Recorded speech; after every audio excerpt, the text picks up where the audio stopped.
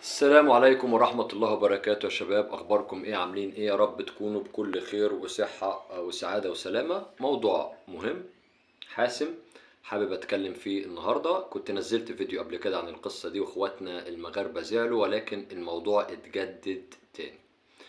تصريحات وليد الركراكي مدرب المغرب كانت غريبة جدا امبارح، كلكم شفتوها، كلكم عارفينها، وهعرضها لكم برضو على الشاشة. قال انه ما بنلعبش عشان العروبة، بنلعب علشان المغرب، والعروبة لا تهمني في افريقيا، وبلعب عشان المغرب، وخروج مصر ايه يعني ما يخرجوا او عادي او كده. والراجل تجاهل كل روابط العلاقة الكويسة ما بين مصر والمغرب، وما بين المغرب وكل العرب اللي كانوا بيشجعوها في كأس العالم وكانوا فرحانين بيها في كأس عالم قطر، أرض العروبة اللي المغرب عملت فيها بطولة كويسة وشجعناها لأنها منتخب عربي. أنا مستغرب على تصريحات الركراكي. لما أنت مش منتخب عربي أو أنت مش بتهمك العروبة، أنت منتخب جنسه إيه؟ إنجليزي؟ أوروبي مثلا؟ أمريكي جنوبي؟ آسيوي؟ يعني لما أنت مش تلعب باسم العروبة أو ما يهمكش العروبة أو أيا كان نيتك في التصريح دوت. طب إيه؟ طب احنا شجعنا المغرب ليه كعرب؟ مش عشان اخواتنا؟ مش عشان منتخب عربي زينا؟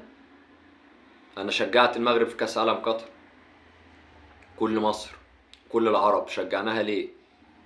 تصريح نفسي وليد الركراكي يقول لي كان نيته ايه منه. الحاجة التانية، وناحي طلع غلط في مصر في اول البطولة واتكلم كلام وحش عن مصر، وبعد كده نزل بوست زي اعتذار كده او ايه انه بيشجع مصر في احدى ماتشاتنا في دور المجموعات، والامر عدى وخلاص ومش مشكلة.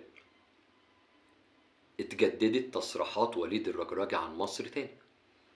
قال لك ايه يعني ما يخرجوا وما يهمناش ومش عارف ايه. يا عم مش كده، ده احنا عرب يا جدع واخوات، مش كده. الغرور ما يبقاش كده يعني. هارد لك لاشقائنا في مصر، كنا نتمنى يستمروا. هارد لك في اشقائنا لتونس، كنا نتمنى يستمروا. هارد لك لاشقائنا في موريتانيا، كنا نتمنى يستمروا. هارد لك لاشقائنا في الجزائر، كنا نتمنى يستمروا. دي العروبه، دي الروح الرياضيه الجميله يا ركراجي انت ولاعيبه المغرب النجوم المحترفه في اوروبا. طبعا النهارده خسروا بسهوله من جنوب افريقيا 2-0، كان ظهروا بشكل غريب.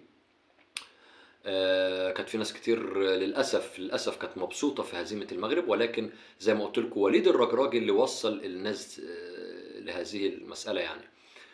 وتأهل جنوب افريقيا طبعا، والمغرب طلعت من البطوله. ولكن انا حابب يعني اقول للمغاربه او المنتخب المغربي او وليد الركراجي، بلاش الحاجات ديت عشان بتزعل الناس. بلاش التصريحات العدائيه ديت او العنصريه. يعني يا جماعه نخلي روح رياضيه احسن ما بيننا، ونشجع المغرب والمغرب تشجعنا، ونبقى كلنا عرب واخوات. افضل من التفرقه والتقسيم.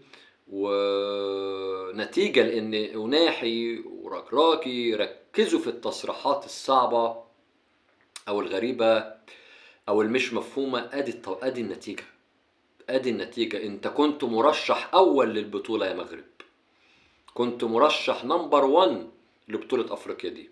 كلنا كنا بنقول عليك اقوى منتخب هتاخد البطوله، ولكن ادي النتيجه بتاعت التصريحات المش مفهومه الغريبه كلها عدوانيه. طبعا حاجه تانية هي بطوله المفاجآت. كل المرشحين خرجوا: مصر، السنغال، كاميرون، الجزائر، المغرب. يعني دلوقتي بقى موجود كوت ديفوار ونيجيريا وجنوب افريقيا. دول اقوى 3 منتخبات في الدور الثمانية. الصراحة بطولة المفاجآت. ده كان تعليق النهاردة. اتمنى تقولوا لي رأيكم في الفيديو وتكتبوا لي في الكومنتات. وتاني بقولها عشان هتيجي ناس تشتم او ناس تتكلم وحش او تفتكر ان انا شمتان او كده. لا، كلنا عرب، كلنا واحد. ربنا يجمع ايدينا كلنا وينصرنا على الصعوبات والمشاكل. وبشكركم، اشوفكم في الفيديو اللي جاي.